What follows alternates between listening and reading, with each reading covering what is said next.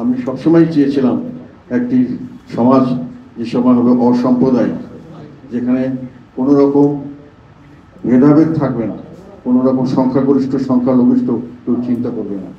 সকলে এই দেশের মালিক, সকলে একসঙ্গে মিলে আমরা এই দেশকে গড়ে তুলব। যে সমাজে সংখ্যালঘু সম্প্রদায় নিরাপত্তা বোধ করে না, নিরাপদ বোধ করে না, সেই সম্প্রদায়কে সভ্য সমাজ বলা যায় না। তো আমাদের দেশে যে কথাটি ধর্মীয় শ্রীকৃষ্ণের আবির্ভাব হয়েছিল, এরকম সৃষ্টিকর্তা অনেক অবতার অনেক সময় পৃথিবীতে পাঠান, উদ্দেশ্য মানুষের আত্মার শান্তি।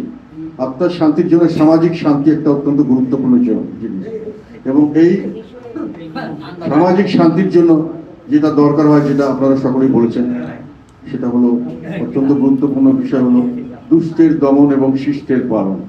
সমাজে যদি এটা করা যায়, সমাজে শান্তি থাকে, সুশাসন থাকে, এবং এই সুশাসন থাকলেই মানুষের আত্মা শান্তি পায়, সমাজ শান্ত থাকে, মানুষের শান্তি থাকে।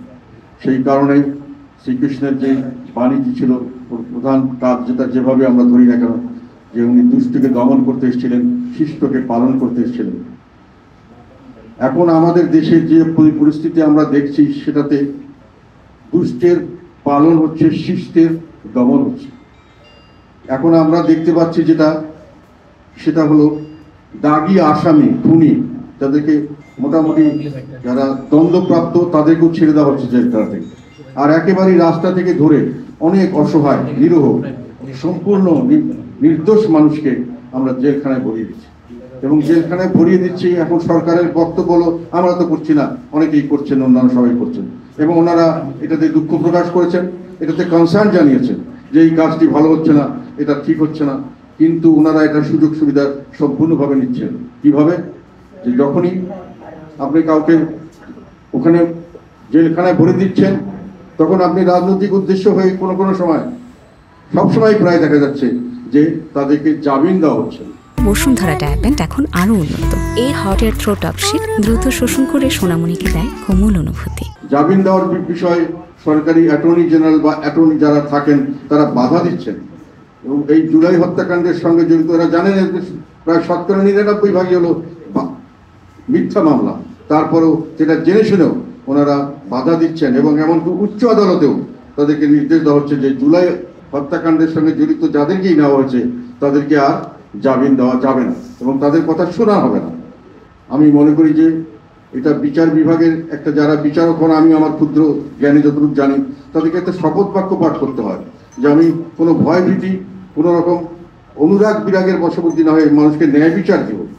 তো আপনি যদি শুনতে না চান, একটি নিরপরাধ মানুষ, যাকে এখন পর্যন্ত দোষী সাব্যস্ত করেনি কোর্ট, তাকে আসামি বলাটাও যেখানে অন্যায়, আমি যতটুকু জানি, তাদেরকে জেলখানায় রাখা হচ্ছে, নির্দোষ মানুষকে।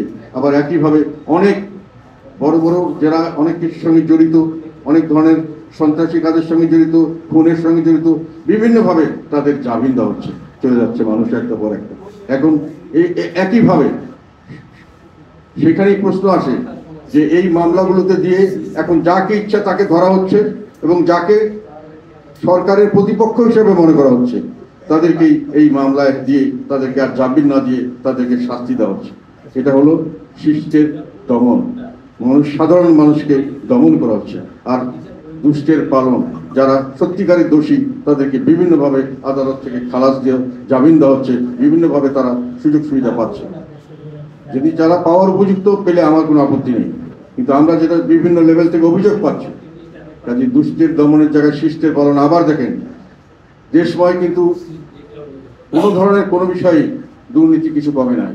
কিছুদিন আগে একজন সচিব রিটায়ার করেছেন, সিনিয়র সচিব, ওনার একটা বক্তব্য শুনলাম ইউটিউবে। উনি প্রকাশ্য একটা মিটিংয়ে প্রকাশ্যভাবে বলছেন যে 8 জন উপদেষ্টার বিষয়ে ওনার কাছে তথ্য আছে যে তারা বিভিন্নভাবে শত শত কোটি টাকার দুর্নীতি করছেন, পোস্টিং দিয়ে, ট্রান্সফার করে, বিভিন্ন লোককে অ্যাপয়েন্টমেন্ট দিয়ে, বিভিন্ন কন্ট্রাক্টের মধ্যে তাদেরকে হস্তক্ষেপ করে তারা বিভিন্নভাবে মানুষের থেকে টাকা আদায় করছেন। কোনো কাজ টাকার বিনিময় ছাড়া হচ্ছে না, উনি চ্যালেঞ্জ করেছেন, এবং উনি বলেছেন আমার কাছে সমস্ত ডকুমেন্ট আছে।